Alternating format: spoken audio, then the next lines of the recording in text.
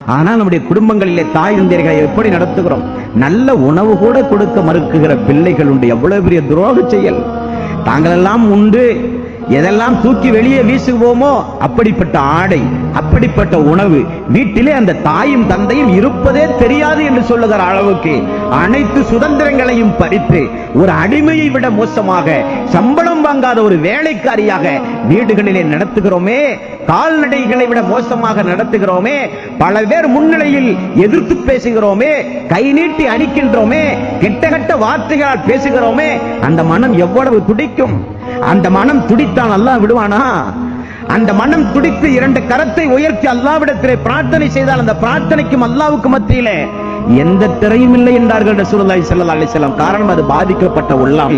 குடும்பங்களில் பெற்றோரிடத்திலே பேசாத பிள்ளைகள் இருந்தால், பெற்றோர்களை ஏதாவது மனது நோகுமாறு நாம் பேசியிருந்தால், பெற்றோர்களை கண்ணியக்குறைவாக நாம் நடத்தி இருந்தால், பெற்றோர்களை அடாவடித்தன போக்கிலே நாம் கையாண்டிருந்தால், இதோ இந்த ரமலானுடைய மாதத்தோடு அல்லாஹ்வே பெற்றோர்களுடைய மதிப்பும் மரியாதையும் தெரியாமல் இருந்தேன், பெற்றோருடைய மதிப்பு மரியாதையும் தெரியாமல் இருந்தேன்.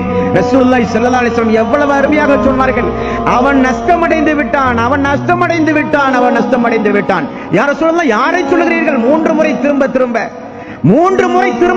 யாரை யா ரசூலல்லாஹ் சொல்கிறீர்கள்? கிடைத்த வாய்ப்பை இழந்து விட்டானே, கிடைத்த வாய்ப்பை இழந்து விட்டானே, கிடைத்த வாய்ப்பை இழந்து விட்டானே. யா ரசூலல்லாஹ், யார் அவர்கள்?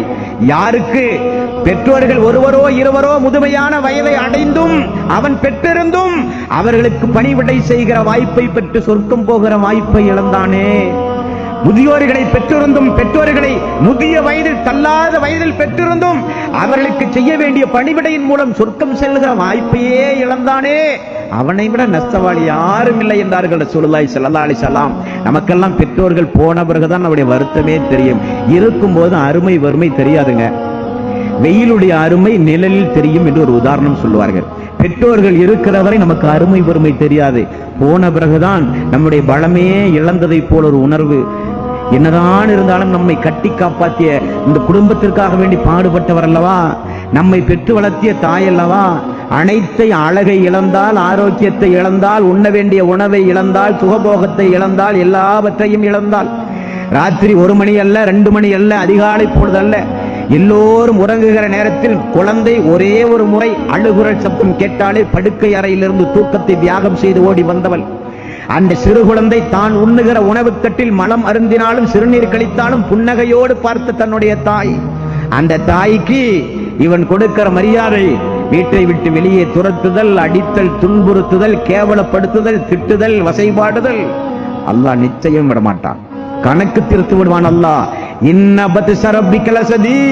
அல்லாஹ்வுடைய பிடி கடுமையானது என்று அல்லாஹ் திருக்குர்ஆனிலே சொல்லுகிறான். ஆகவே பெற்றோர்களுக்கு பிரார்த்தனை செய்ய புறப்படுங்கள், தாய் தந்தையர்களுக்காக வேண்டி பிரார்த்தனை செய்யுங்கள்.